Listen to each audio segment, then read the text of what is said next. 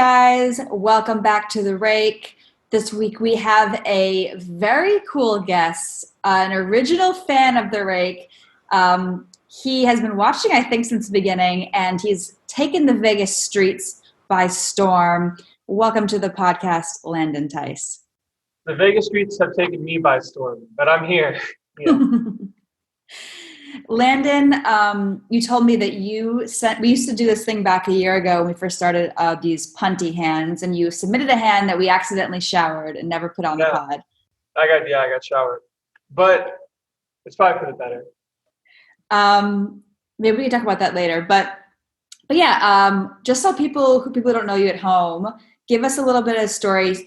You are originally from Florida, moved to Vegas part-time, and you're playing online and live right now, but you're just kind of doing a little bit of everything. But tell everybody a little bit about your backstory.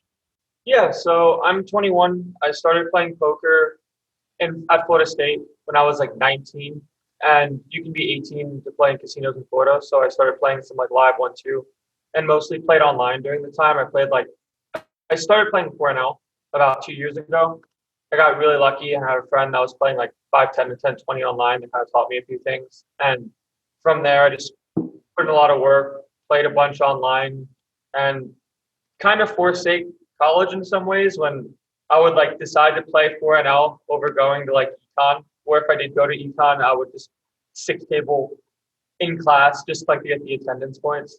And ever since, I've kind of been hooked on playing poker, hooked on studying the game, and sort of been a pretty good spot now playing some of the higher live stakes stuff that runs in like the Vegas public scene, and then playing 5-10, 10-20 online. I took 5K and also 25-50 literally a couple days ago, and I didn't think I'd get to where I am now as quickly as I did, but I got really lucky and got a lot of help as well. It's been great.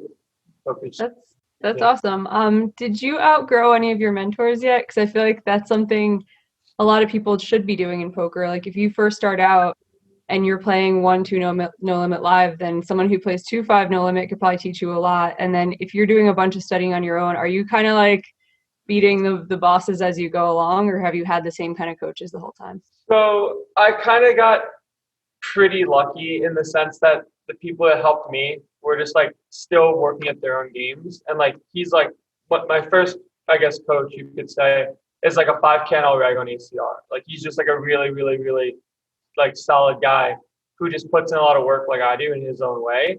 And it's really tough to try to get to where he's at. But we push each other because like not that he doesn't want me to get better in some ways, but like we both sort of want to just keep on the track. And like there's been some heated discussions in our day, you could say.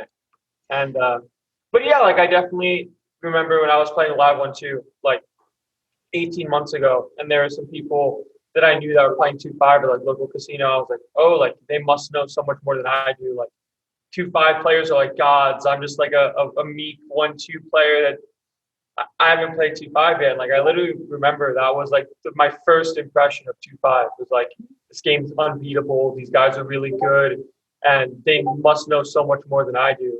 And then like, I guess after putting in a small amount of hours and a lot of playing online, I sort of overcame that, I guess, idea and was like, okay, yeah, that's a complete lie. Like you just have to study a lot. You just have to put in some work. And even then, like it's a pretty soft environment as well. I feel like, such a big part of excelling and moving up in poker is having these communities and these mentors and these study groups that most people just don't have. And it seems like you've done a really good job from the beginning of just inserting yourself into like so many different elite poker players circles. Have you always been that kind of just like, I don't know, fearless, I guess? I don't know. Yeah. So for me, like, I'm pretty introverted in high school. Like I played video games all day. I didn't really know what it is I necessarily wanted. And even in college, like I didn't have a major. I was exploratory, so like I was still choosing something. Mm-hmm. But then finding poker and getting really lucky at playing basketball in the gym every day. And I had a friend who basically said, hey, have you played poker before? And I was like, yeah. and he said, okay, there's a $20 buy-in tournament at a friend's house. Feel free to play if you want. Like, it's like first, second, third, wherever. And I ended up playing, and I ended up winning that. But I don't think it really mattered for me for like winning like a couple $100. But I kind of saw what poker could be, in the sense of, if you're, I guess, I don't want to use the word smarter, because I don't think that being smart, resourceful, yeah, exactly. Like, yeah, like having, like using your brain, like instead of like in competition with someone else, but just for yourself. Like, if you know what's going on, you can do pretty well for yourself. And ever since then, I was pretty hooked on poker, and I knew that, could I probably get to where I want to be by myself? Like, yeah, probably. Like, I'll just put in the time, but it would take a lot less time if I had a lot of help. And that's kind of the approach I've always had with everything I did, from playing competitive sports and chess when I was like 6, and I had a chess coach when I was playing golf, and when I was like 8, 9, 10, I had a golf coach. Like, it's always been something that's been pretty standard for me, which I don't think is necessarily standard for, like, I guess most people that are either A, getting into poker originally, or B, trying to improve in poker because they think they can do it themselves. And it definitely wasn't the way for me. I feel like I'm so timid to ask anybody for anything. I'm like, I don't want to bother them, or I don't want to. Well, but the truth is, in poker, and I think in most things, people are willing to help. People want to help, especially somebody, you know what I mean, that's eager and excited. It excites them to be around somebody who's young and got this kind of hunger. So yeah, it's great that you've kind of bypassed that psychological, like, kicking yourself down like I did for so many years. And even now, like, you know. Yeah, like, I guess some of it, I used to think like asking for help in some ways was like looked down upon, I guess is a good way to put it. Like, when I remember in middle school, like sometimes there'd be like extra help and stuff, and I'd be like, like, I can't go to extra help. Like, my friends will find out I go to extra help. Like, I must be stupid. Yeah, like, like, not get it. And then, like, I kind of just realized, like, not the older I got, being 21, I don't know anything, but like, at least for something like poker, like, if the person that's helping me is my friend, and like they genuinely want me to improve, then it's not like feeling bad at all. It's more like I'm just pretty lucky that I have someone that knows more than me, and they're also willing to share that information. Because at the end of the day, like, I've gotten a lot of like hours from people that are extremely talented and putting a lot of work, and I just kind of surrounded myself with people like that out of sheer luck, at least in the beginning. Like, I had a friend, my first coach, I knew from playing video games from high school. And like, there's not many people that can like say like their first friend in poker was like a 5K L reg, and just got really lucky because, and even then, like, I still had to put in a lot of work, and I probably played about 2,000 hours online in like my first year. So I just kind of woke up in college where my dorm was, played poker for like 10 hours, and then went back to sleep. And classes would like scare me, be like, oh no, like I have like a class at 6, but I'm 6 tabling and trying to get better at poker. Like, I'm just not going to go. Like, I'll eat the attendance points or whatever. And I ended up getting lucky for it working out. But like, at the end of the day, like, I was just pretty much a firm believer in like my own ability, as well as like my own work ethic. If like, if I really wanted to make something happen, I'll make it happen. And that's really, that's funny. I think I told Marley this before, but I used to play sit and goes in the back of my law school classroom, a school I was paying $50K a year to go to. And so I wanted to do well in law school, but also I had such a passion for poker that if I had a chance to play, I would play, even if I could like grab one sit and go here and there. I remember feeling guilt at the time that I'm not doing the thing I'm supposed to be doing, which is like doing well in law school, making sure I'm like focused on that. And then now I'm thinking, I'm like, what if I just spent more time on poker? That was in 2006 and 2007.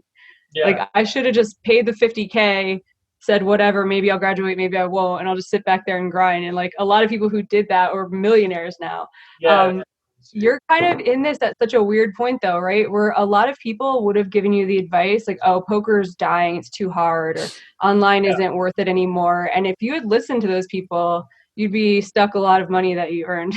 And like, I've kind of thought about that a little bit pretty recently, of like a lot of people kind of telling me that poker is really hard, online poker is dead, online poker is solved.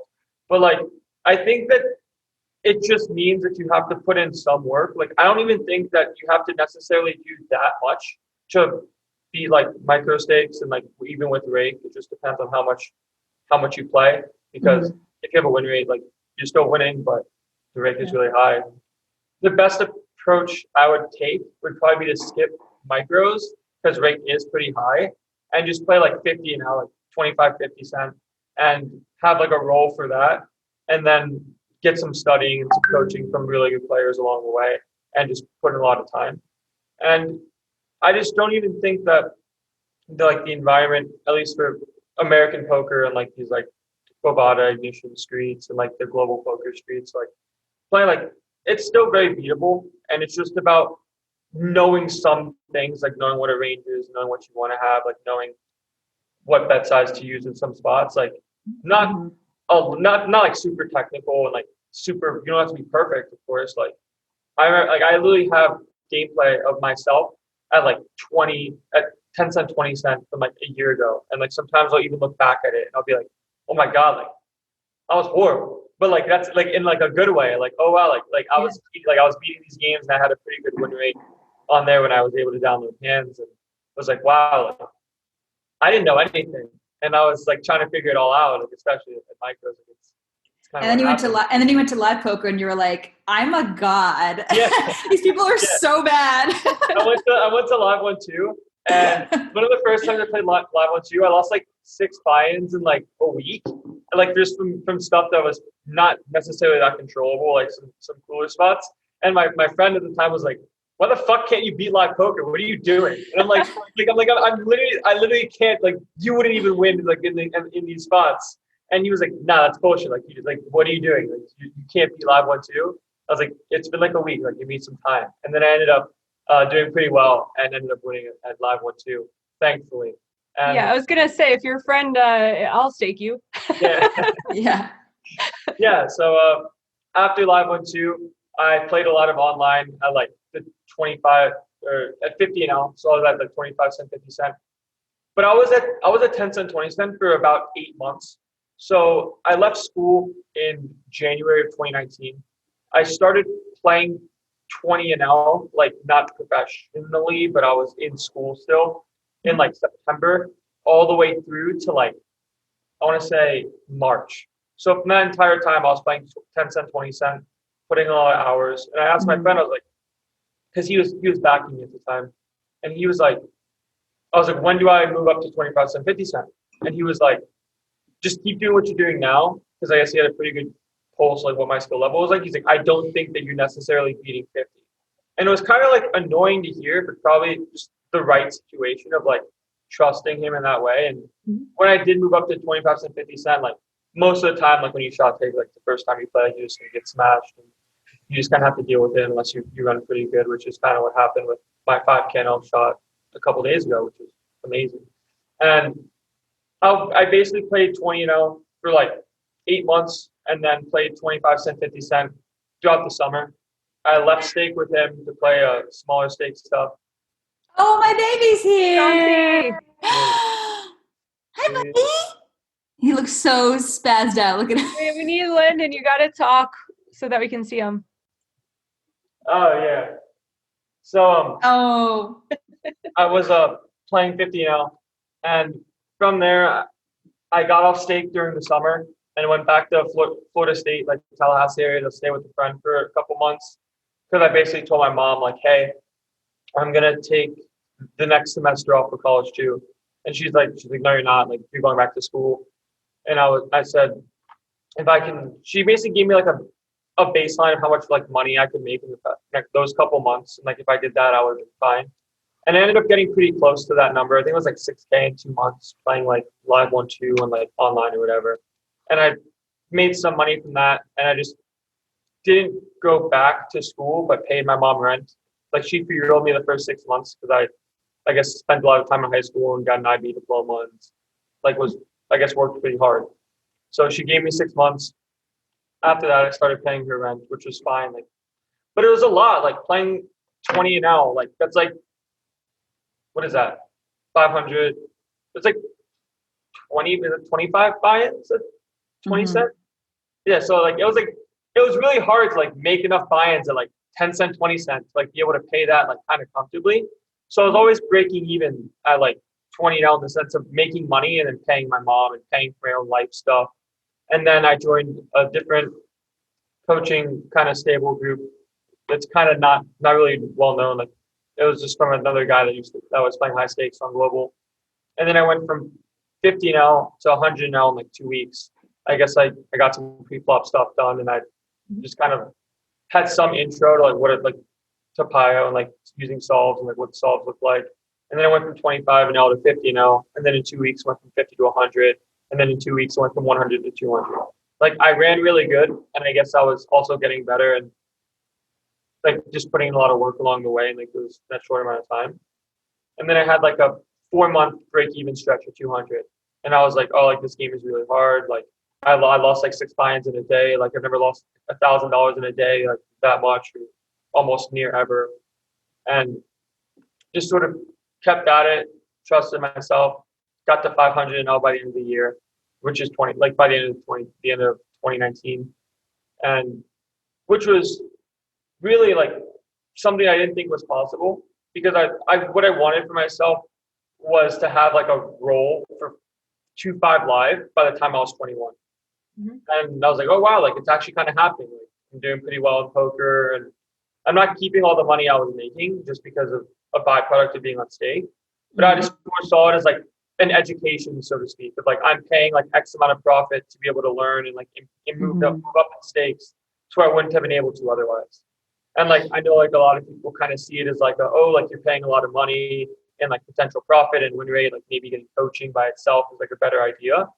But like there's also some sort of stability in like having your own role and like not worrying about like effectively going busto. Like having makeup is different than having no money, so to speak. Yeah. But like makeup is still brutal, man. And like kind of having that approach helped me get better for one, and I guess have some more like peace of mind and like the swings of what poker could be.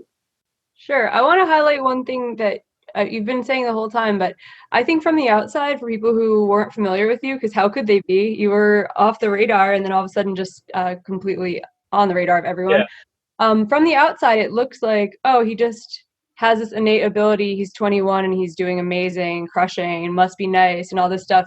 You took a really long road. It's playing 8 months at low limit. Like that would make some people crazy. They might get impatient. They might leave their backing deal. They might try to move up on their own and shot take. But you patiently played pretty low for 8 months and then grinded slowly. And I just want to highlight that because that's something where I don't think a lot of 21-year-olds and younger would have the patience to actually just listen to someone's expertise there and not just go gamble. Right. Like listen to anyone in that matter. And yeah, like I just sort of saw it as, and not really as an investment, so to speak, but just like, okay, I'm paying money now to learn a bunch of stuff.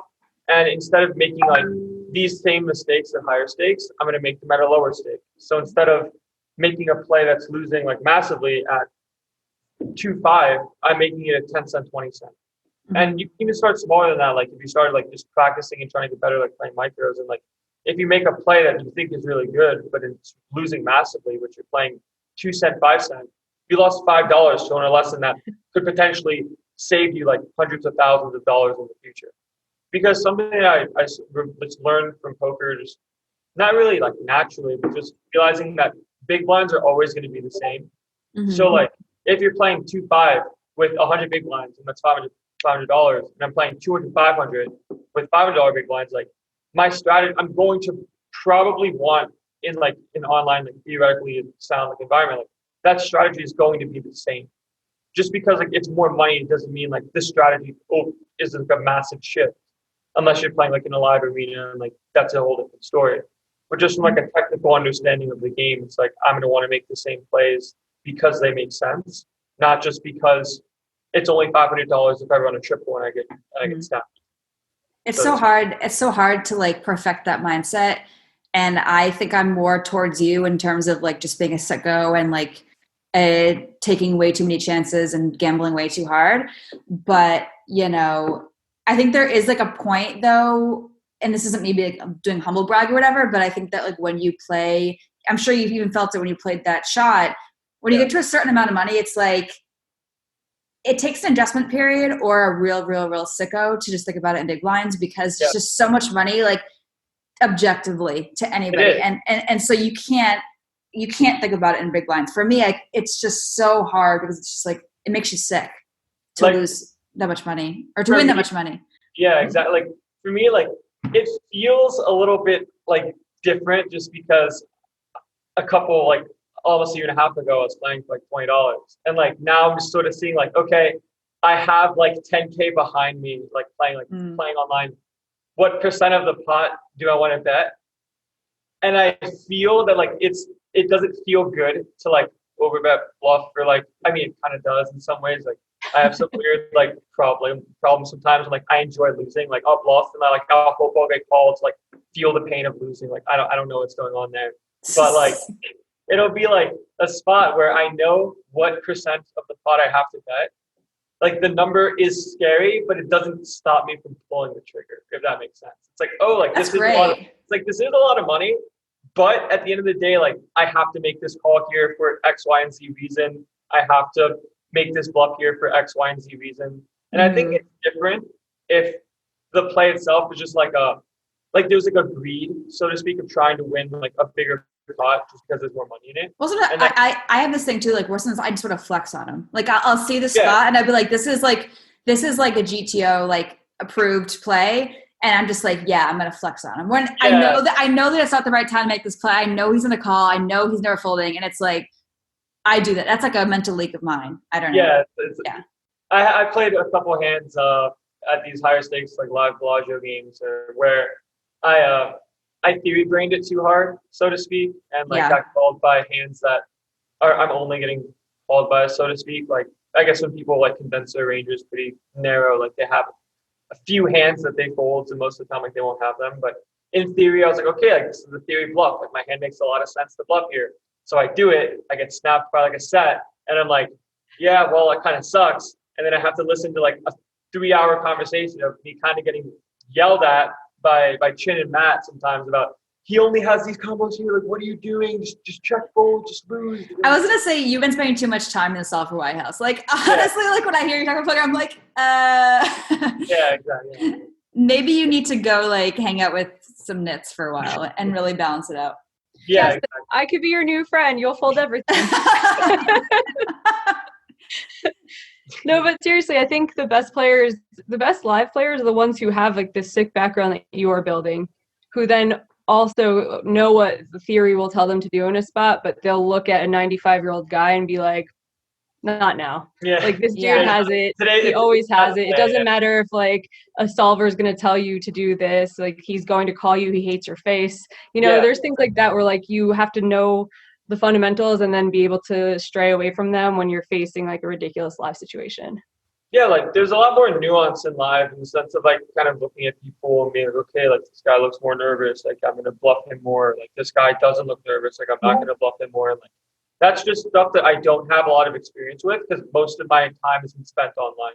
Mm-hmm. But like because most of my time has been spent online, I just sort of see the spot as what it is. And like I guess I can feel sometimes, but like at the end of the day, it doesn't sway me in a certain way because I'm not that confident in my overall like read. But I know that there's a lot of people that like maybe are playing 1-2 or 2-5 that have been playing for like 10, 12 years, just like playing live and just sort of subconsciously, like even consciously, like picking stuff up that they're better than me at, just because I have no idea what's necessarily going on that much. And that's just a product of not being in the live arena for very long. And I can definitely tell like there's like playing these higher stakes games, like I've probably been soul read in like a bunch of different spots, like I'm like putting stacks in. They make some like obscene call in theory, and like this is just awful. Like these guys are really bad. But like if he knows like I just don't have good hands, then like it's not that bad. It just turns into being not that bad. Like it's just not that bad. And that's to realize too, though, that like you can give people credit for things that you're not good at yet. I think you don't sound like a 21-year-old. I'm gonna just need to see some ID because I feel like kind of thing like 21-year-olds will like bluff in a spot that they're like, it's a good bluff. This idiot called. What a moron. But instead, you're like giving the guy credit that okay, maybe his ass has been in a seat for thousands and thousands of hours, and he knows what it feels like when some young punk is bluffing him, so he calls. Like, maybe it's that. I think that's really good for you, though, like, to have the humility to, like, realize that maybe there's something to learn from that guy who's making a fundamentally, like, bad call. Yeah, like, and then again, like, I once I was talking to Chewy, and I was like, I don't even have that many bluffs here. And he looks at me and goes, bro, you're 21, have a backwards hat and long hair. You have bluffs in every single spot. I don't know. That's amazing. And I'm like, yeah, I guess that makes sense. Like maybe the play is just to be the second snit of all I love Chewy. Yeah. Mm-hmm. So, yeah. That was a pretty interesting conversation about, like, this is really bad. He's like, nah, it's not that bad. Like, look at you. Like, it's true. You know, we hate to say it, but that stuff matters, and people, you know, profile you, and they should, and kind of knowing what your image is, like, you know, and not, you know, going crazy with it. I do want to ask you about, you've been playing a lot of heads up battles. You battled Doug heads up and won when he was, He was sort of getting back into heads up. Yeah, I got really lucky. To kind of play him off the rip. I got like pretty lucky not to play him now. Now he's playing cross fucking ollie for heaps. But yeah, like, and he played pretty solid back then. Like, there was obviously some stuff that he's making mistakes on. There's a lot of stuff that I hear Chauncey. Yeah. So do my dogs. They're at my feet right now, and they just keep being like, "Where is it?" So, like, I guess with Doug, like, he can attest that he was making a lot of mistakes back then. I can easily say that I'm making mistakes all over the game tree and heads up, because I've recently just started trying to play heads up and learn more about the game, just because it's a really interesting game to me, in the sense of you're playing with someone else. Like, ranges are as wide as they can be, and you just kind of have to figure out what makes sense in the moment, because I can always look back and review sessions and hands I played and run them through solves and be like, okay, I was off with this combo by this amount. I was off with how much something is supposed to happen. And then I learn and move on. But like, in like the trenches, like in the heads up battle, it's like, nah, like, we're battling right now. This is me versus you. Like, it's like combos go out the window sometimes if you're like winning a few buy-ins and like getting people stuck a little bit, and like kind of seeing like how people mentally react, because the swings are just naturally so much bigger than like six packs. I think, is it your computer that's going off? It's kind of distracting. I don't know. Yeah. Can you turn that? Sorry. Just because our, you know, the quality's already. Yeah, I think it's gone. It was like that. I had to log out of that. It's okay. So for these heads up spots, it's just like, it's a lot more volatile, and losing 5 buy-ins in like an hour is like a normal thing that happens. And for some people, like, that's a lot, and you can kind of throw them off in some way and play like naturally more aggressive just because they're stuck. When like things that are supposed to happen at a low frequency turn into being happening at 100%. Where it's like, I'm stuck, like, I'm trying to win the money back. I'm trying to win these 3-bet, these 4-bet pots. I'm going to put all the money in and see what happens. So that's why randomizers, right? Randomizers are so much bigger than people really like think. A lot of the good tournament guys, the elite tournament guys, will have randomized by what where their watch is, the hand of their watch or whatever. But yeah, I agree with you that even people who know what they're supposed to be doing, they'll say, okay, 20% of the time I want to pot and a half this river, and I'm stuck, so it's 20% right now. Let's go. And they just pick the 20% like 5 times in a row. Yeah, and so I've been playing heads up a little bit more in WSOP, and there he goes. He's laying on the keyboard, but he's fine now. Chance, does he recognize my voice? He's moving his head. Yeah. His ears got a little more like perked up. So Chauncey. For those of you who don't know, this is my cat who's living with Landon right now. Yeah. At the software house. More like I'm living with him. Whatever he says goes. I have to feed him all the time. Well, I really appreciate it. He's an angel. He's an angel. Great. And so in these heads up spots, I felt it myself when like I'm just naturally more aggressive than most. So like I'll know something should be done at 20%, and the way I kind of see it sometimes is like, oh, it's good if it's done at some point. I'm gonna do it now. Like it's like I'm like not really necessarily like keep myself balanced in some ways. And you can argue that aggression is naturally going to do better because people are going to have to defend with specific hands that don't seem too like intuitive to defend with. Like with some hands that have like some good like blocking properties of better hands, like making hero calls with like third pair versus like top two, because the third pair has a lot better qualities of making a hero call in some spots. Yeah, you'll be doing well until you play a really good player who realizes it, and then they're like, okay, I just click call 80% instead of 20% here, and then all of a sudden you're like, shit.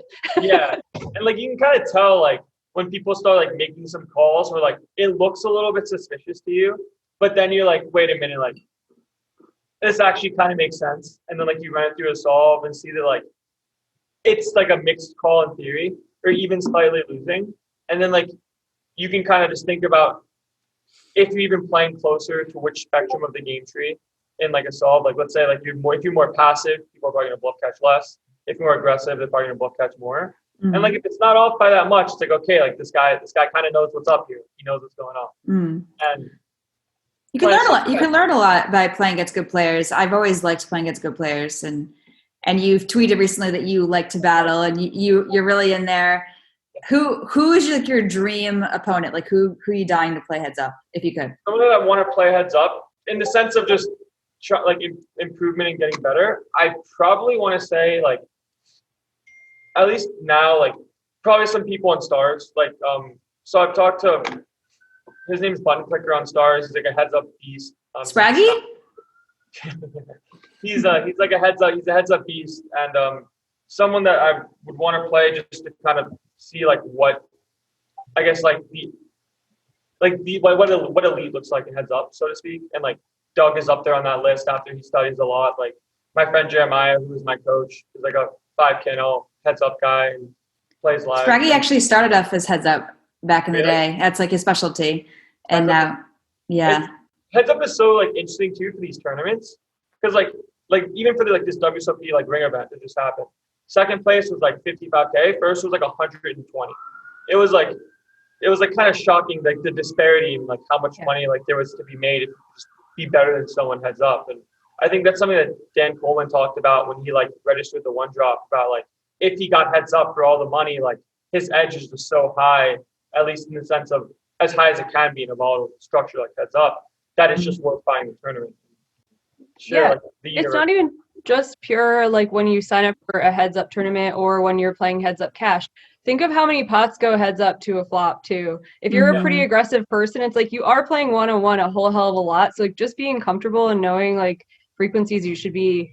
I feel like it's really funny too. Someone just wrote a tweet that I read yesterday and I was like, what is this? But you kind of took the other side that I would have taken. They said, oh, it's such an ego battle between Doug and Daniel that when someone gets stuck, like they're just going to start playing so aggressive and crazy. And I was like, these are two professional poker players, elite players, that I was like, that's not going to get to their head if they're stuck or not.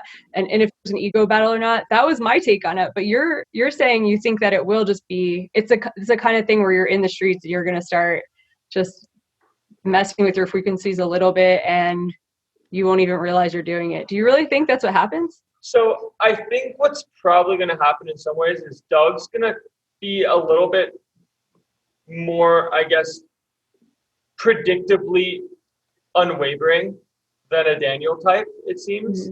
To where like, I guess like Doug's been putting a lot of work and he's been just playing a lot of higher stake stuff and sort of understands the nature of heads up because he was world class when he was in the streets.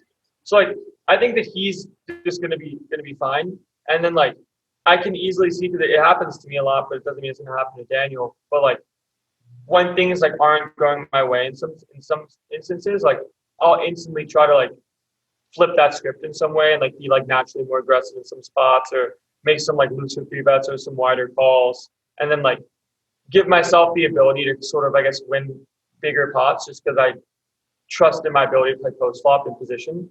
So to speak, like, and just like calling on the button and making my life a little bit easier in that way.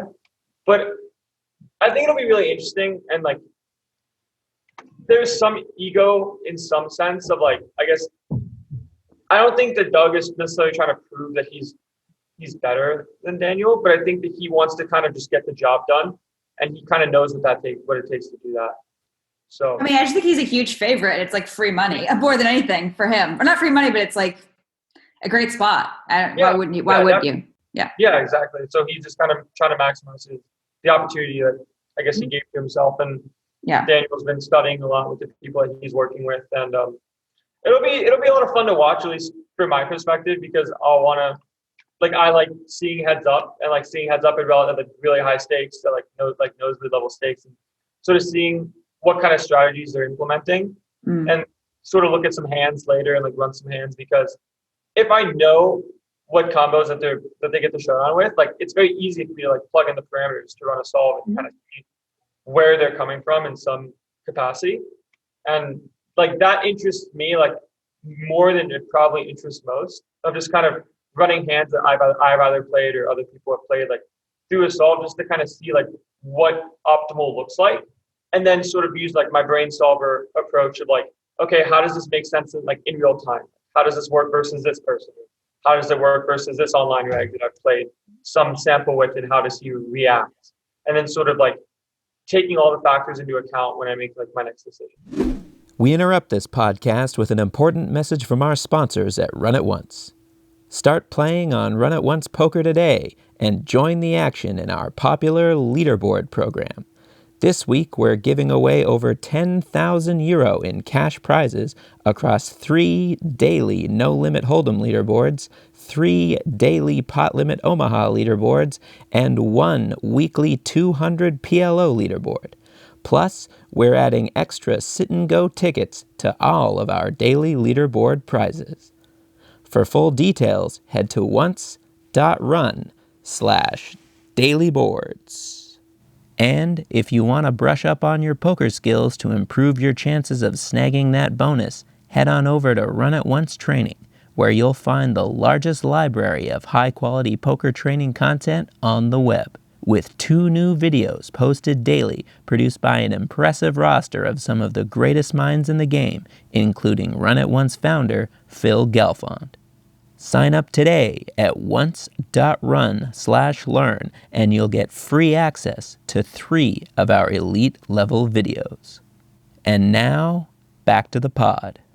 Do you think you could even watch poker for fun at this point? Oh, yeah. Like I have 2 different things that I like. I really like when there's like fun commentary, fun poker with like Jennifer Tilly throwing money around, Phil Locke, all these people that are like fun. And I feel like I'll watch with my boyfriend and he'll be like, whoa, that turn bet. And I'm like, I wasn't even paying attention. I'm like, I was like listening to them talking and it was for fun. Then there's like, you watch $1 million buy-in. I'm watching it to be like, what are they doing that I'm not doing? And I want to learn it. And I couldn't care less about what the table talk is. Do you enjoy watching poker for fun, or is it always you assessing their plays? So most of the time, I just like sort of naturally think of like, okay, like, does this make sense? Does this not make sense? And like when I watch anything in poker, and most of the stuff I watch is probably going to be like either a replay of like a final table, like a 100K final table, like the stuff that Party Poker has, or like these like live events where like there's like the Chidwicks, and they're just kind of battling at the final table of those, like the Chidwicks and like Ali and like all those sort of spots, like Poker Master stuff and stuff on Poker Go.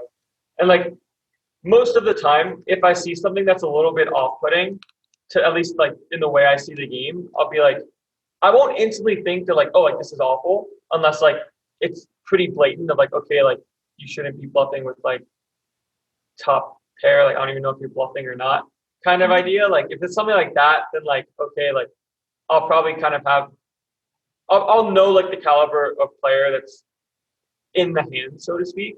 Mm-hmm. But then like when I'm playing like when I'm watching these higher stakes stuff, I have my computer next to me, and if I see an interesting spot, I'm going to run a sim for it.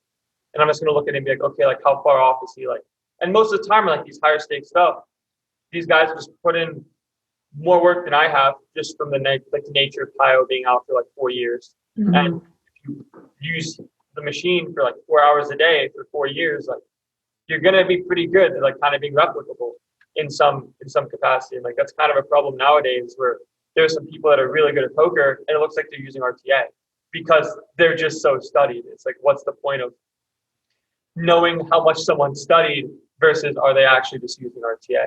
And it's not something that I've necessarily had to deal with being in America, in the sense of like these like other sites and other like ways of being like, I guess like getting banned and confiscated for like account stuff. But it's definitely something that like I have friends that have gotten like, I guess, accused of things like that, and like it's kind of unfortunate. Not like the fatal things, like different people, where it's just like, yeah, like they're just really good at poker, and like they spent a lot of time doing solve. Like they basically did what I did from a cash approach, or like a tournament from a cash approach, but for a longer time. And they're playing a higher stake stuff, and they're just naturally and fundamentally really good because you just put in a bunch of hours. And I think that's kind of the secret to poker is like you just put in the hours and you just play a lot and you just have an open mind and you have a good community around you to kind of help you get better. And that's kind of what the Discord group I made was for. Like I made a Discord group on Twitter a couple months ago saying like, if you play poker and you're trying to talk to other poker players, I've made this group. Feel free to try to make some friends of your own and try to like do that. And the Discord group's been amazing for some people. Like I got messages like, oh yeah, like I now have some friends that I'm talking to individually from the group. Like thanks for making this happen. It's one of the few ways I can kind of give back to help. That's so great. I feel like there's this thing in poker too of like, don't give the secrets away or insulate our group and like don't tell anybody. But I really love the idea that you're like giving back and like passing it along and giving people like a home to kind of feel like they have a place to talk to people. It's really great. I think it's good for poker too. Counterintuitively, kind of. I think that at the end of the day, like there's not really a secret about how to necessarily get better at poker, but it's more just like do you actually want to put in the work? And like, yeah. Well, like anything in life. Yeah. Like people know like solves are out there. People know there's pre-flop stuff you can like buy or even like learn and make your own ranges, like do all this kind of stuff. Like it's out there. It's just a matter of like sitting yourself down and like telling yourself like, is this something that I really want to do for 6 hours a day for the next year and really try to get proficient at? Or do I want to play poker and like, I guess mull over the stuff that I do well and like think that I'm really good. And then when things don't go my way, I'm just going to be like entitled about it and like say that I got unlucky or that I ran bad or that like, or even healthier, like not try to be elite. There are a lot of people like, especially in the content space, who aren't trying to be elite and that are just happy to play a different role. So I don't know. Exactly. Like I think that for poker, like you can kind of get into it, like get out of it what you put in the sense of like if you want to be an elite poker player and like you have like I guess a mind that's able to do that and like a work ethic that's willing to sit in your room for a year and a half. Like I just sat like I literally didn't do anything for like a year and a half except sit in my room and like grind and like just play a lot. And like my mom was pretty scared for me. She was like, oh, like you don't really go outside, you don't really like you don't really do anything, like you know, like, all your friends are like at college and like you're just here by yourself, like what are you doing? Like you don't even know if like poker is gonna work. And I was like, yeah, like you're right, it's true. But I trusted myself that I'll be fine.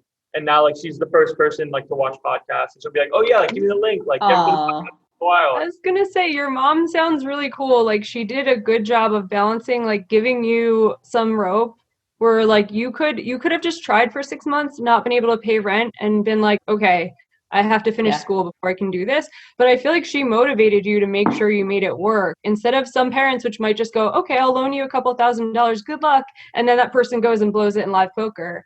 Yeah. I kind of think your mom's a boss for like making it just hard enough on you or like you had to make sure you do it. Yeah, like she gave me like the freedom to kind of let me make decisions.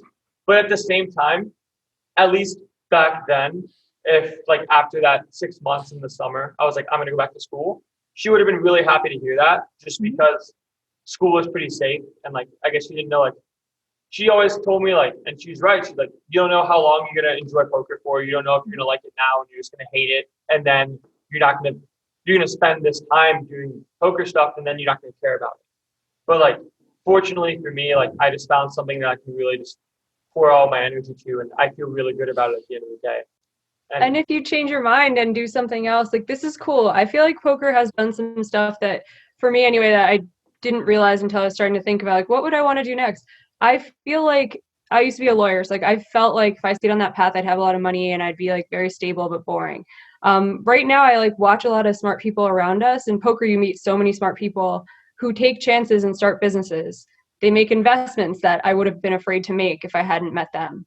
And I feel like that's something that's really valuable for you when in 10 years, if you're sick of poker and you've made some money, maybe it gives you the guts to know that you made a good decision before you trusted yourself. Now you want to put $500K into a business you believe in. I think if you went to school, finished it, and got a boring job, you're like on such a safe path that you're afraid to ever veer off of it. Yeah.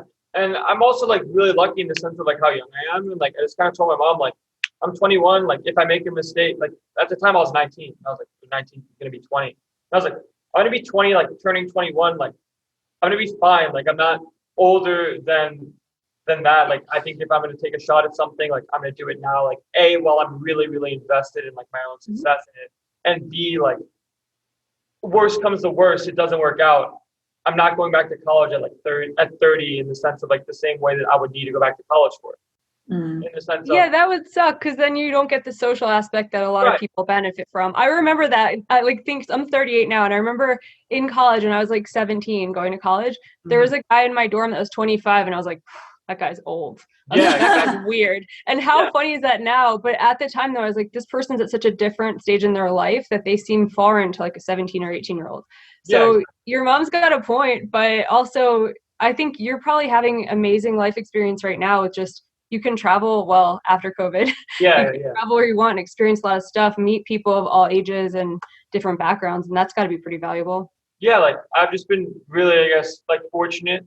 But I think that a lot of knowing, I guess, talking to Joey is like one of the ways I got really lucky, and kind of talked with him a lot through Twitter when I first was playing 20-0. There's even, I think there might be some videos somewhere of Joey and I played some PLO back in the day, like some 10 20 cent PLO. And there's a video, I don't think there would be recorded any content of it, but I remember being in a Skype call with Joey for like an hour and a half, just looking at hands I played in PLO, and I thought like PLO was going to be something that I might want to be interested in. And like, it was pretty wild to me at the time because like I was doing timestamps for him, and I was talking to him a lot on Twitter, and I basically told him I wanted to be one of the best. I wanted to put in all the work. And I guess somehow he saw it after getting like infinite DMs or whatever. We somehow became like, it somehow worked out. And like, that's something that I guess like a luck-based thing that happened. But if I didn't volunteer my time and doing timestamps, then it never happens for sure. So I just kind of put myself into the spot to where like good things could happen if things take the right path, and it ended up working out. And then that plus the work ethic I had and being able to like not, like I literally remember calling Joey once after losing like 6 buy-in to 200. Like, look, I'm on a downswing. I've lost like $2,000 at 100 to 200. And like he's talking to me, like walking to like McDonald's getting food, and he's like, "What the fuck are you talking about? You're down like 10 buy-ins. That's nothing. I've lost like 50 buy-ins in a session like many times." And it's like okay, like I guess you're right. Like I'm being kind of a child about this. Just kind of stuff like that. Like just sort of one thing leads to another, and like baby steps, and like that stuff is so important. I was just talking to today about Sprague. It's like a frame of reference of how out of whack you are is so important in everything. And even with like creative stuff, whatever, sometimes I'm like, is this good? I don't know. Like, what do I compare it to? Whereas with poker, you know, if you have a reference of like, okay, this is what's normal. If I'm here, I need to take a hard look at this. Yeah. And that's half the battle. Cause sometimes I feel like especially in the beginning, you don't know what you don't know, you know? Yeah, exactly. So you're so lucky that to have people like Joey or whoever that keep you on track and be like, okay, like, no, you're good. Like, that's not that much. And it kind of calms your mental game a little bit. Yeah. Like I've been in a lot of spots even recently. Like, so when I first started playing like these higher stakes Bellagio games, like this 20, 40, 80, sometimes like 20, 40, 80, 160. And like, I was sort of under the impression that I was going to like my first, I guess, higher stakes live experience going to be like 10, 20. And then like 20, 40 was a good game. So I was like, okay, like, I guess I'm going to play this. And then it turns into like a completely wild game. That's like something that I didn't really expect to happen. It was like, just sort of like, I lost, like, I went on an 80K downswing, so to speak. But like when you sort of realize it in buy-ins at the time, like I was playing 20, 40, 80, 160, like losing 60, like losing 60K in that and like some 20K, like online stuff. Like I lost like 3 buy-ins in the sense of what buy-ins were like. But that's like 80K, like that's like 80K. That's a lot of money. Like I just recently got out of makeup, like grinding tournaments and like having some pretty sick tournament scores, some WSOP and some ACR stuff. And I guess from there, like I just sort of realized like it's a lot of money, yeah, like, but it's also like not that many buy-ins for the stake I'm playing. And at the end of the day, like it sucks to have this happen and go on like this downswing and then like grind it back by playing tournaments. And I got really lucky to run good in a lot of spots to be able to make 80K playing effective 215s in like 45 days, which is like still insane to me.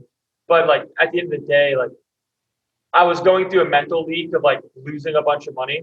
And then I was talking to Chewy again, and he was like, hey, why don't you just know that you're putting the work in and it's all going to work itself out? And I'm like, that's a great idea. Like, let's try that. And then we did that, and we ended up going like a pretty decent upswing as of recent. And like, it just stuff like that to kind of keep me sane. And like, instead of giving me the whole like, yeah, like you're going through a rough stretch, like kind of keep at it. It's more of like like I have faith in you. Like we all have faith in you. Just sort of keep doing your thing. And like, it's all going to be okay. And that's like, it's really comforting to hear for sure. And like, not the same approach that a lot of people have in that spot when it's like, oh, like, yeah, like just keep grinding, you'll be okay. But it's like, we trust you, like you trust in yourself, like keep doing what you're doing. I'm really grateful for that. And be kind to yourself. Like I didn't realize how bad, like I had a lot of negative self-talk in my head until recently. I had to review a bunch of hands I'd played. I had to get clips together for something. So I'm looking through and I'm like, I remember in the moment being just so mad at myself for shot taking. It was a poker night in America and misplaying a hand and losing money. And I'm like, yeah, that was inevitably going to happen. Like I wasn't a very good player. I was playing in some people who were a little bit better at stakes higher than I should have been playing. And it's okay. Like it's really good to actually like look at it a couple years later and say, holy shit, I misplayed that and I would have done this and this different. It's like, instead of being embarrassed about having been bad in that hand, be like proud of yourself that you got a little better and realize like what you did wrong, and just stop with the, like Marley and I talk about this a lot, like stop with the negative self-talk, and like that really stunts your growth. And it's really cool that you just have like backers and friends that are like kind of teaching you how to think about your own either errors or downswing stuff that you can't even have any control of. Yeah, like there's a lot of growth, I guess, that I've learned in a short amount of time. Like I got really lucky in some ways to have the videos of me playing 20 back in the day.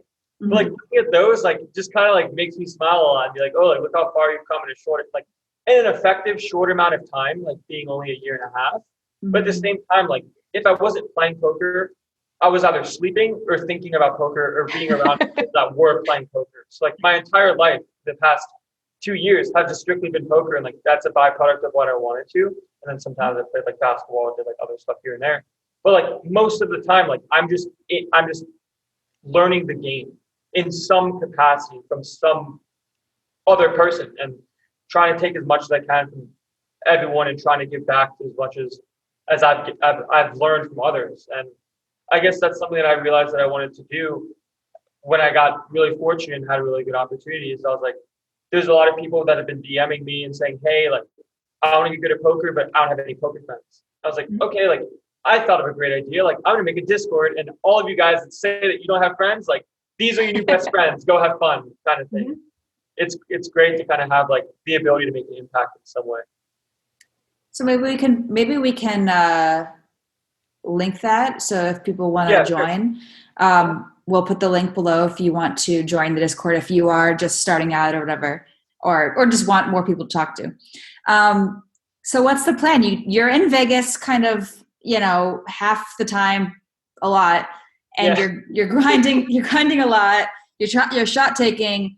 What's the end game here in Vegas? What's the end game with live poker? What do you want to do ultimately? So I think for at least the foreseeable future. So I've started spending more time in Vegas, less at home, and my family's actually coming out here for Thanksgiving, because I told my mom, like, look, like, it's nice. You're either going to get me for Thanksgiving or Christmas, because I don't want to fly here to Thanksgiving, fly back, and then fly back to Christmas, and fly back. So I said, you guys can come here, like, see what kind of Vegas is like, kind of, I guess, meet some of my friends that I know who are a lot older than me, like Matt, and like so on and so forth. But like, I think what I want to do is just kind of keep working on my own game, kind of become like the best me I can be in poker. And like that also goes with studying as well as playing higher stakes games, making myself uncomfortable. Like playing 5K was like really uncomfortable because it's just not something that I'm necessarily used to.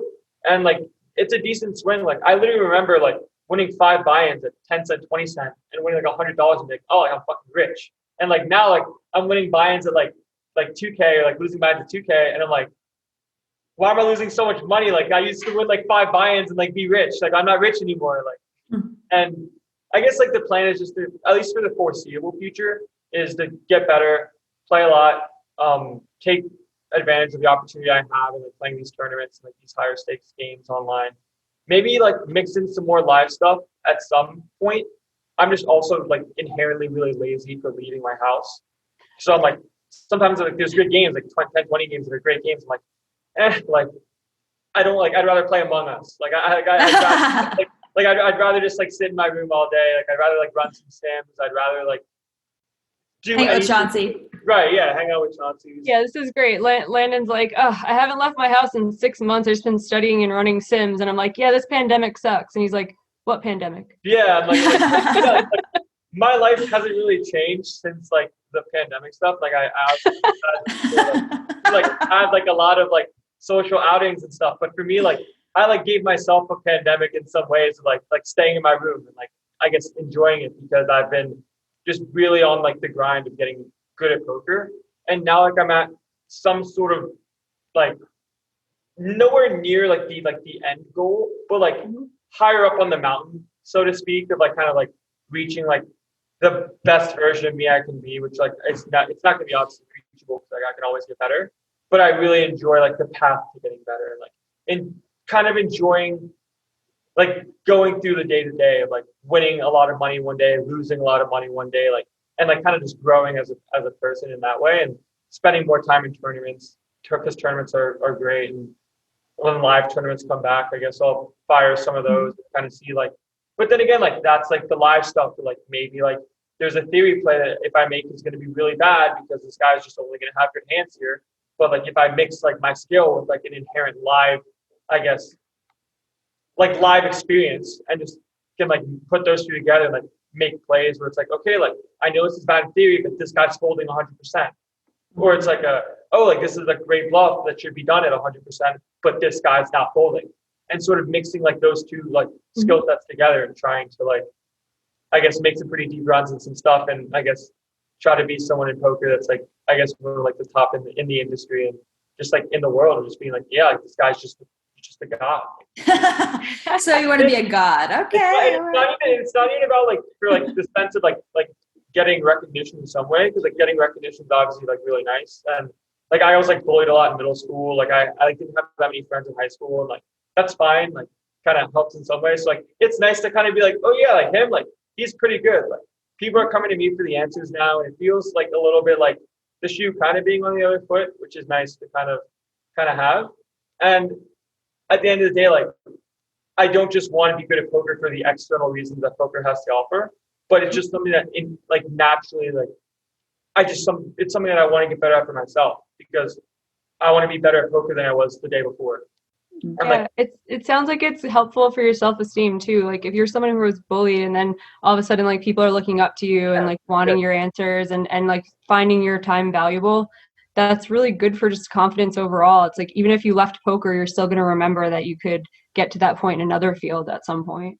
Yeah, like I've always been pretty introverted and like very shy, but like from poker and like just having like I guess like a hunger for learning the game. Like I've been extremely extroverted in that way. I'd be like, oh, like you're pretty good at poker. Like I'm pretty smart, so I want to learn some stuff. Like let's see if we can like make something happen here. Like I'll like I guess like in some ways, and a lot of it's been through like I guess like a backing deal in the sense of like they gave me money and like they helped me learn stuff, and then I said, okay, like I'll just put in the grind. Like I'll put in 200 hours a month. Like that's no problem, and it's helped me a lot with my own learning, and it's helped them in the sense I've made people that back me like some money. And that's the thing. You can just sell pieces. Like I've had that one or two times where someone is clearly like they're not talking to me to learn poker from me. They're teaching me something and they're like volunteering their time. And then all of a sudden I'm invited to a soft ladies cash game. Yeah. And I go, oh, do you want a piece at no markup? And then all of a sudden I got to provide some value back to them. Because I feel like you, I feel guilty. And same with Marley. Like I don't want like most of the time when people are giving me the time, I'm like, I'll be your friend. You don't have to like show me your value and be like, I can teach you how to get better at this. Like usually I'm just talking to the people that I want to talk to.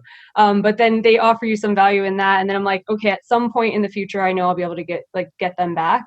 Yeah. I feel like you're doing a good job of that already though, because you're like paying it forward to people who haven't even helped you, with that Discord group. So I feel like you should not feel guilty if people are willing to help you. I'm sure that you'll be able to, get them back with like some sick pieces in the future, or sure. maybe like you'll get better than them and teach them something in the future. Yeah, and it's a lot of that in some ways is not really like me learning from others, like the student has become the master, so to speak, but it's more of like I just have an inherent like passion for the game, and I really just want to improve in stuff that either I don't know or can't implement very well, and just work on that. And like poker has just been really interesting to me because like most everyone in poker by themselves, like it's like a business, so to speak, but they're also a person.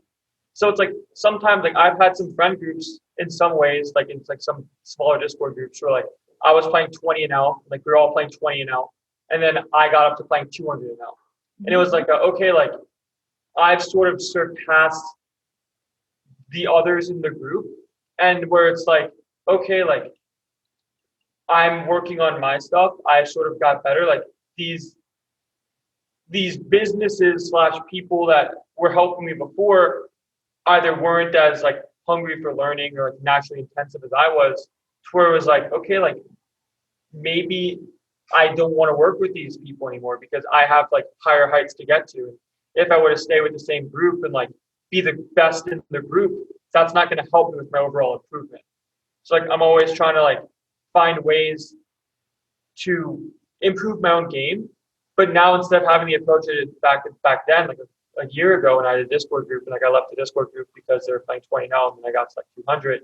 But like rather like just leaving to be like, oh, like I guess have something behind it, like, oh, like I have a Discord group for people that are still playing new stakes. If you guys want to get better and like see if like in the group there's like high stakes threads for like people that are playing like 5, 10 plus online and like 10, 20 plus live. And it's like if you guys want to see hands that higher stakes people play and the way they think, like you guys can read the chat, but you can't post in the chat. So like you can just kind of see what's going on, and like there's like a low stakes and like a mid stakes chat for people that when they post their hands, they can get feedback from other people in the group.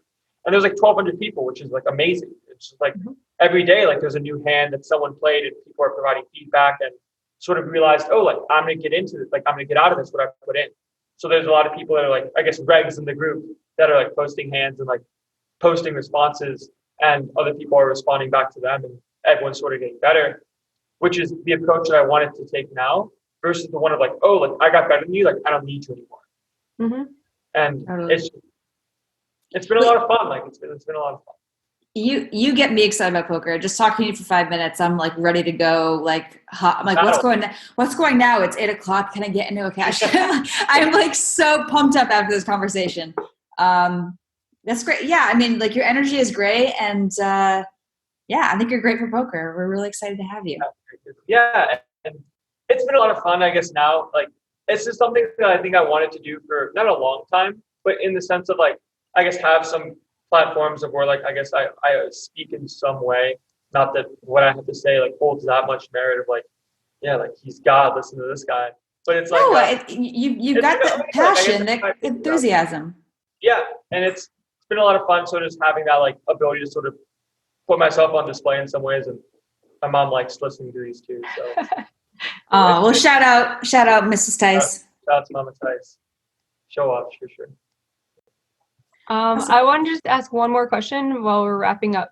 So you're obviously into self-improvement in poker, but you're in a group with me. It's our little 10% bet. It's round 2. To lose 10% of your body weight. We have 6 months this time because everyone got less fat, and we're like, oh man, 4 months is not long enough now for round 2. But you've made a ton of progress. Is that something, were you realizing poker and like having to be more sedentary was taking a toll on you, and that's why you joined, or what's your plan for all this stuff? So I actually made a weight loss bet. So like I guess grinding in my room like has the positives of being good at poker, and then the negatives of like not that many friends, like social settings, not really going outside, not like I used to have like, and I still do like in some ways like some like tendencies of like if I get like pretty sad, like I'll just eat whatever there is in the house and then just like live with it. So like I'm like 6'5", so I'm pretty tall, and I weighed like 260 in June. So like I was kind of like weighed more than I wanted to, I guess is a good way to put it. And so I made like a weight loss bet with my first coach, and I guess this is one way of me paying it back. So I made a fish bet where I made like a whale bet where I wanted to get to 180 by the end of the year, and I weigh like 215ish now. So like that's great, but like getting to 180 is not going to be, it's going to be like really, really difficult and like almost like near drawing dead. So like we bet like 3K, like 1-to-1. So like he's probably gonna win that. But it was like I wanted to improve my life overall because I didn't want to, I guess, like be overweight anymore. Like I just don't want to do this. Like I don't like this. So I just gave myself some small external motivation to where I would think to myself like, is eating this like bad food like worth like a 6K swing? Like, most of the time the answer was like, and all the time, like the answer was like, no, it's not worth it. I can just drink water and like eat pretty healthy. And like from there, like the habits that I've sort of built from that, as well as like naturally just wanting to like lose weight myself, like it's helped a lot. And I've lost like 45 pounds in like 4 months, which is crazy. Nice.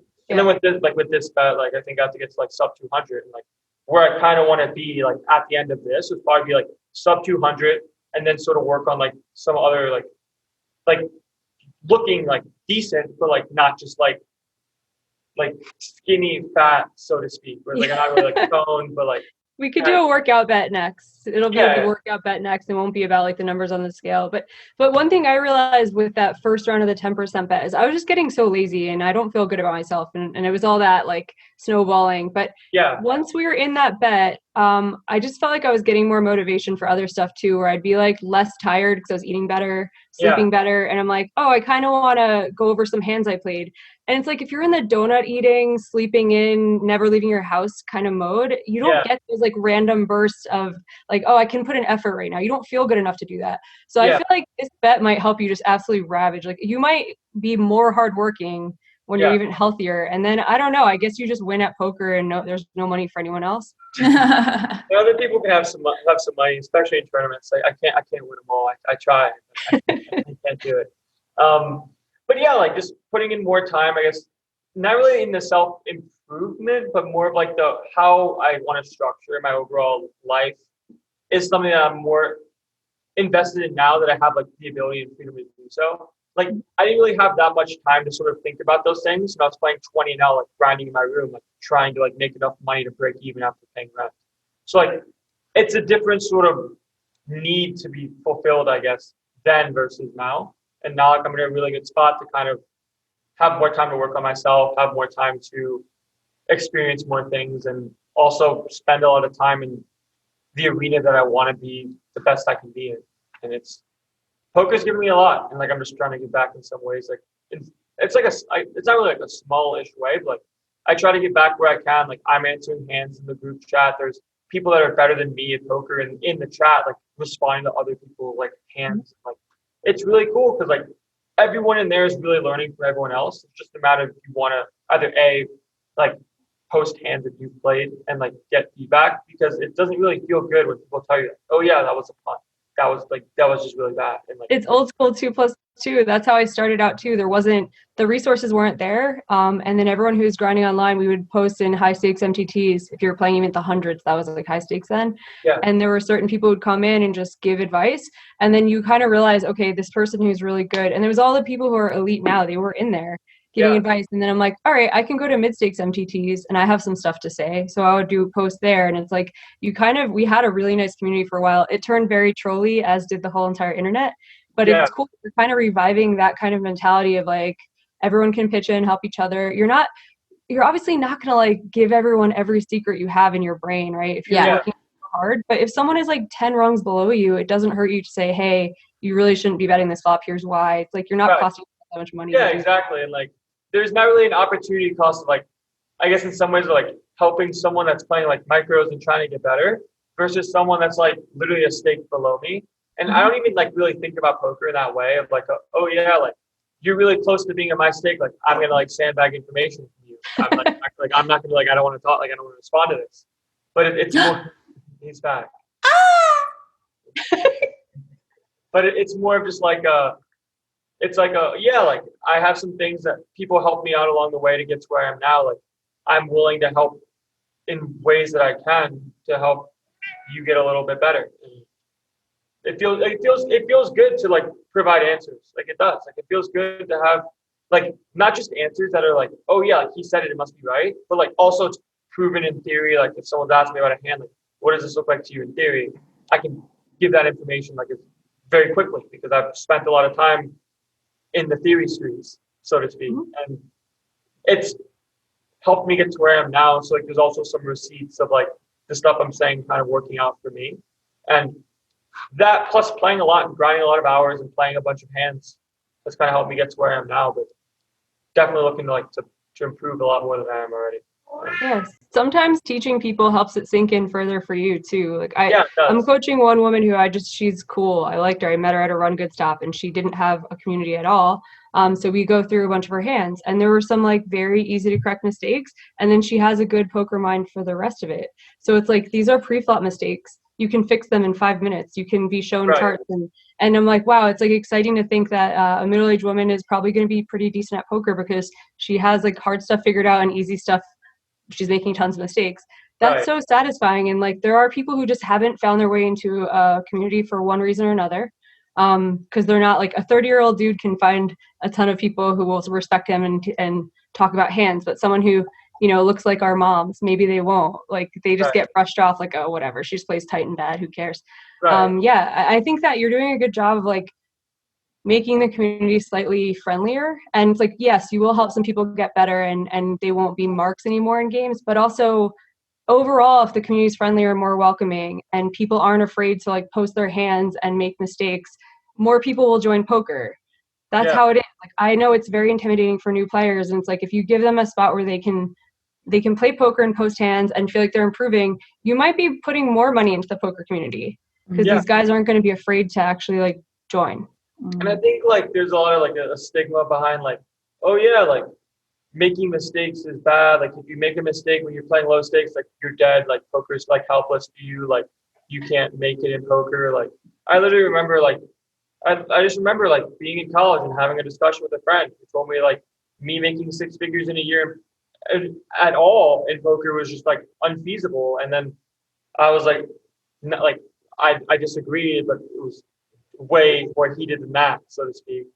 Like I remember like the way that discussion ended was him telling me, he was like, I'll see you next semester, so to speak. And That's like, so messed up. like it was funny. Like it was like we're still great friends. We still talk all the time. Like, oh, like remember when we talked about you saying like I couldn't succeed in poker in some ways? Because he had like a very like rational, real approach to it. Because most people that do try to become someone in poker like falter along the way in some ways. So like Everyone. like he had a point, and I was like, nah, like I trust myself. Like like a very small fraction of people become like elite at poker, but everyone thinks they're the exception. So like, and that was his argument to me, and like he's right. But like, You've got to be a little bit delusional. Not that you're delusional, but everyone. I think I'm fucking psycho. Like I thought that like I dropped. That's like, good. Yeah. Like I dropped school with like micros, and I was like, like I'm just gonna put in the time. I'm gonna put in the work. If I don't have the answers, I'm gonna find someone that does, and I'm just gonna keep working at this until I'm where I want to be. And I'm in a really good spot now. And just like with poker, I guess where I was kind of going with that was people are willing to play as long as like they're getting help in some capacity, because people don't want to feel stupid. Like playing live poker, like that's why you see like a lot of people under bluff live, is because people look at you like a psycho when you like run a bluff and get called for stacks at like lower stakes games, and people look at you like, what are you doing? That's awful. Like and like I've seen it because like it's happened to me, or like I've bluff caught against someone else, like they feel like an idiot. But like I sort of like respect people a lot more that are just willing to like fire money in the middle and be like, yeah, like I'm willing to make mistakes, or like I'm willing to take like a no equity punt, and because like I think like you're like I don't think you're gonna call, and most of the times it ends up working out for them. But like in some ways, like that's kind of how poker was kind of marketed. Like early was like, oh yeah, like you always want to have the best hand. Like you always want to like get the money in good. But like sometimes like there's a lot of credit to like getting in all the money with a combo draw like on the turn. Like you just check jam on someone. It's like, oh, I don't know what to do. And like nowadays, like especially now like with like the quote unquote GTO pros, like the GTO pro is going to be the people that fire in their stack in way more than like a recreational player, because like they know how the game works. Like I got to run some bluffs sometimes. I'm willing to 3x pot jam for all of it. Call, like, see what happens. Like, Also, just slam that bluff down. I'm up $800 lifetime and slamming a bluff down so convincingly that the person mucked. I was just gonna say that I'm a firm believer in loud and proud 4 high. You show it like it's the nuts every time. Never muck. Never muck. It's good advertising too. Like I skew towards the tight side. I am a tight player, but that's awesome then when I can like loudly, proudly show my bluff and everyone's like, what is that hand? Oh my God. I'm like, tell all your friends, please. I have aces most of the time. Yeah, and like those hands, like even in a live environment for what I've seen now, like you don't even have to, you can do it like once, right? Like you make like a psycho play once, like you're not the psycho guy. Like I'm like the psycho guy. Like mix that with the long hair and the backwards hat. Like I'm golden. I've always like I can play aces for the rest of my life. Like because I always have the bluffs, but I can't help myself. I'll still like. I hung on because obviously my image without any information is opposite to yours. Is people just assume women are tight, and I've always been psychopath, worse than I am now. And I really miss. Most people know by now that I'm not tight, but I miss those days because I feel like. I don't know. You could just get away with so much. Yeah, like I can't even imagine like when I'm older and like everyone thinks like I'm like a super like tight player, and then like I show down like the 7-8 suited, and they're like what are you doing? Like you're like 60, like you don't have bluffs like this. It's like I've been in the streets. I'm in the streets. Nice. Well, this was great. If you guys don't follow Landon on Twitter, you need to do that immediately. Landon Tice on Twitter. He's got a great presence, and thank you so much for coming on. Well, so much. It was a lot of fun, and this is great. I guess we can put the Discord links if you guys want to join. Yeah, Discord links will be below in the comments. We'll send them to our producer, and I'm calling that he wins a bracelet. If there is a WSOP next year, I'm calling one bracelet 1,500 NL. 1,500. You heard it here first. Oh, and we needed one more Chauncey appearance before we go. Where'd he go? I think he might have ran away. No, Chauncey! Chauncey, come back. He's beheading a bird right now. He'll get back to you later. Seriously. I think he's not beheading enough birds. He's getting a little fat. I know. He is pudgy. It's okay. He's coming back. He heard Chauncey! us. Come back. He hears you. He doesn't know where you are. Hold on. I'm here again. Yeah. I got to show you. I'll mute because I don't want everyone to see my message. There he is. Oh.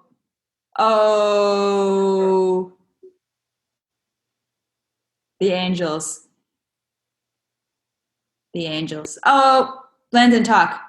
Yeah. Oh. Hey, guys. It was a lot of fun.